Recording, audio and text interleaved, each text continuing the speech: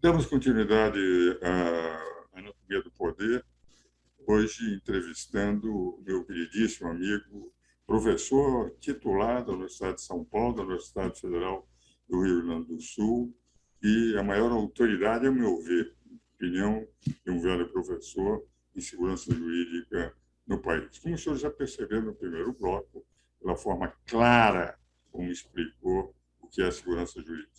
Como eu faço em todos os programas, meu caro Humberto, meu querido amigo Humberto Ávila, eu ofereço um livro. Eu apresento aqui Reminiscências de um Cidadão Comum. Não tem nada a ver com direito. Reminiscências de um velho advogado e professor universitário. Não é biografia. Apresentando, enfim, alguns aspectos pitorescos da minha vida e não falando da advocacia para não dar a impressão de que eu estou querendo captar clientela com alguns resultados obtidos no passado. Vou mandar para sua casa amanhã.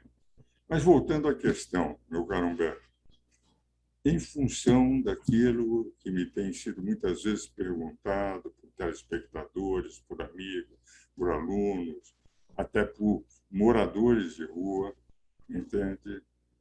Há ou não segurança jurídica nessa conflito permanente entre os três poderes, nessa sensação que muitos têm de que o Poder Judiciário tem invadido competências de outros poderes, competências de atribuições de outros poderes e até legislativas, quando legislam, por exemplo, naquele caso em que uma turma do Supremo declarou que até 3 meses seria possível o aborto, quando o Código Penal, como se reescrevendo o Código Penal, pelo 128, só permite, em duas hipóteses, a impunibilidade daqueles que praticaram o aborto, médico e paciente. Como se vê nesse momento? Há ou não segurança jurídica no país? Então, agradeço a pergunta e também as preciosas observações. Como eu defini a segurança jurídica nesses três aspectos, talvez seja interessante tratar desses três aspectos sob o ponto de vista da nossa realidade. Se o direito tem que ser minimamente claro e determinado para poder ser compreendido e poder ser seguido, e, portanto, servir de orientação para as pessoas, isso existe no Brasil e em que medida existe?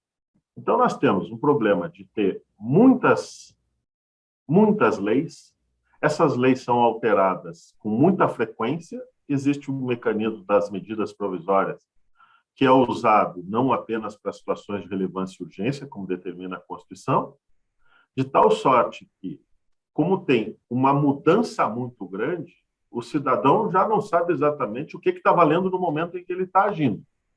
De outro lado, essas normas que são editadas, normalmente são normas que são, porque muito extensas e com o risco de serem também contraditórias entre si, elas terminam causando uma séria dificuldade de compreensão.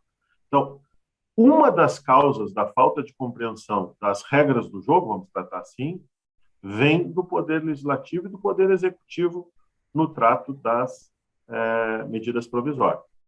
Mas não só por causa das medidas provisórias, porque o Poder Executivo pode editar atos infralegais supostamente para definir o que está estabelecido em lei. Só que isso nem sempre é obedecido, porque às vezes os instrumentos normativos secundários dão uma alargada quando não contrariam aquilo que está estabelecido na lei. Não bastasse tudo isso, pode ter uma interferência do judiciário. Nós temos visto, em virtude desses movimentos muito recentes, com os quais eu já aqui manifesto a minha evidente contrariedade, que é consequencialismo, de um lado, análise econômica do direito, tá?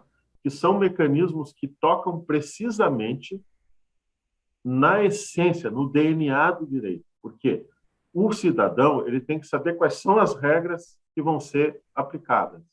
Então, para usar um exemplo simples, que todo mundo entende, a gente sabe quais são as regras do futebol, quando é gol, quando é impedimento. Vamos imaginar o seguinte: pode o juiz de futebol alterar o resultado do jogo, tendo em vista que a torcida não vai concordar com um determinado resultado e pode vir a reclamar ou causar uma confusão após o término da partida? E pode, em razão disso, dizer que o que era gol deixou de ser gol e o que não era gol passou a ser gol só por causa dessas consequências que vão advir? Não, esse é o problema. Se tem regras, as regras são claras, elas têm que ser obedecidas. Pode ser que essas regras sejam inconstitucionais e compatíveis com a Constituição. Isso é uma coisa. Outra coisa é o judiciário entender que essas regras não são, na sua concepção, as melhores regras que poderiam eventualmente ser editadas do ponto de vista pessoal, político ou de qualquer outra orientação, eventualmente ideológica. Isso é que não pode ser feito. Porque isso vai alterar justamente o seguinte: quais são as regras que valem, então? As que hoje estão estabelecidas e que podem ser compreendidas, ou as que serão futuramente postas pelo Poder Judiciário em contraposição ou em substituição às que estão hoje vigentes? O ser humano só pode agir quando ele conhece a regra antes de agir. Ele não pode ser orientado por uma regra que surge só depois de ele agir. Porque depois que ele agiu, a regra futura não tem como influenciar a conduta passada. De tal sorte que essa ideia de que o judiciário tem que corrigir, não no sentido de inconstitucionalidade, isto é, quando uma regra infraconstitucional colide com a Constituição, não estou falando desse caso, estou falando daquela regra, embora compatível com a Constituição, não é na concepção do judiciário, é a melhor regra. Isso não pode ser feito, porque altera justamente a identificação pelo destinatário das normas relativamente a quais são as regras do jogo. A mesma coisa também acontece quando nós temos essa desconsideração do Poder Judiciário relativamente ao que foi assegurado pelo direito no passado. Então, flexibilização de coisa julgada, flexibilização de preclusões que vão acontecendo tanto processualmente quanto materialmente, restrições de direitos adquiridos ou de atos jurídicos perfeitos que tenham sido consumados no passado.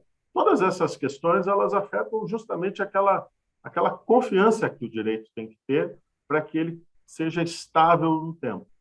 E, por fim, existe a questão das consequências que serão aplicadas no futuro. Quais consequências?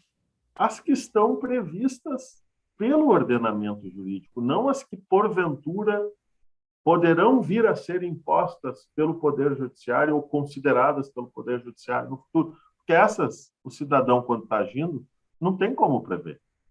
Então, no fundo, o que existe é isso. Eu acho que, às vezes, vão surgindo teorias que, a princípio, parecem muito sedutoras, muito interessantes, mas elas tocam em questões básicas.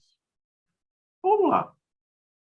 Como é que o cidadão hoje vai poder, por exemplo, no âmbito do direito tributário, que é uma matéria que nós conhecemos, calcular os tributos que tem que pagar, sobre o que tem que pagar e para quem tem que pagar? Sem esses elementos, o sujeito não tem como dimensionar uma atividade econômica, calcular os seus custos e planejar a sua vida.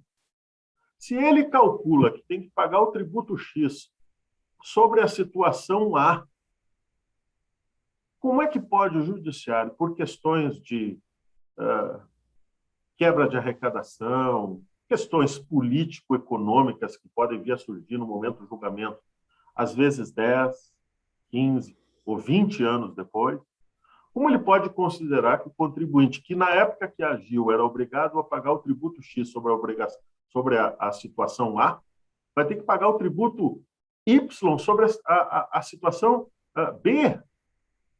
Situação essa que ele não tinha como prever, porque não existia no momento em que ele agiu.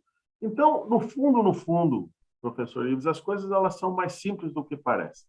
Eu acho que, às vezes, a gente tem que colocar os pés no chão, ver que o tempo passa, os governos passam, mas os problemas, digamos assim, ontológicos, continuam sempre os mesmos. As pessoas querem ser felizes, querem ter garantida a sua dignidade plena e querem continuar exercendo a sua liberdade.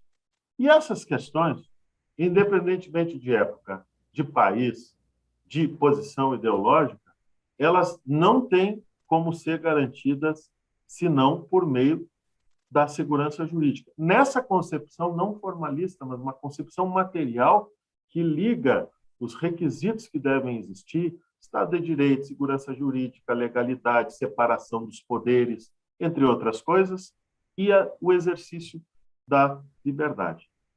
Essas são as minhas singelas palavras em resposta à sua brilhante provocação. Meu caro Humberto, estamos chegando, infelizmente, ao fim do programa. O tempo é sempre um inimigo nos nossos bons entrevistados. E quero agradecer muito a sua presença. Eu tenho a impressão que o telespectador ficou bem esclarecido sobre segurança jurídica, sobre a realidade, mesmo a sua resposta. Foi uma resposta em que o cidadão tem todos os elementos para saber se há ou não segurança jurídica no país, os elementos que você deu para a reflexão de cada um dos nossos telespectadores. Muito obrigado, meu caro Humberto Ávila, meus telespectadores. Eu os espero novamente no próximo domingo.